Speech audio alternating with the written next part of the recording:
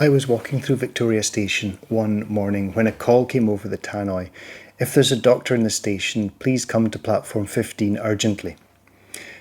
I was running late and I nearly didn't go because almost all of these cases are either drunk people or people who've fainted. But I would have felt guilty about that, so I went over and I found a small crowd that was gathered around an elderly lady who was sitting on the train looking very pale. She told me she'd fainted and she didn't know what all the fuss was about. I sat down beside her, took her pulse. It was slow and quite weak, and so I helped her to lie down and raised her legs. Most of the time that helps with an ordinary faint because the blood flow to the brain increases and you feel a lot better. But she didn't improve. She remained quite faint and quite groggy through the whole time.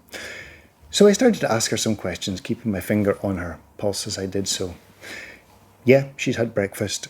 No, she hadn't stood all the way on the train. She'd had a seat. No, she didn't feel lightheaded or nauseated before it happened. She just suddenly fainted. The more she told me, the less sure I was that this was a simple faint. I was beginning to worry that it was something else. And then as we were talking, under my fingers, her pulse slowed and then stopped. Nothing. 1 second passed. Another second. I looked at her. Her eyes closed and her head flopped to the side. And then her pulse returned. Her eyes opened and she looked up at me. She blinked a few times and said, "Can I go now, Doc?" I told the station staff to call an ambulance and I stayed with her until the paramedics arrived. I don't know what happened to her, of course, because I went to work and she went to the hospital. Maybe she got there, they'd done tests and they discovered that she was fine. It was just a faint and I'd missed her pulse or something, but I really don't think so.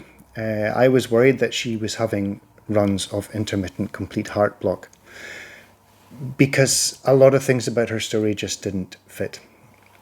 I had some really good advice from one of my bosses years and years ago when I first started A&E.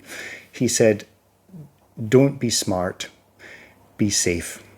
You don't always know what's wrong with a patient. Sometimes all you have to do is recognize when something doesn't fit, when it isn't safe to let someone walk away.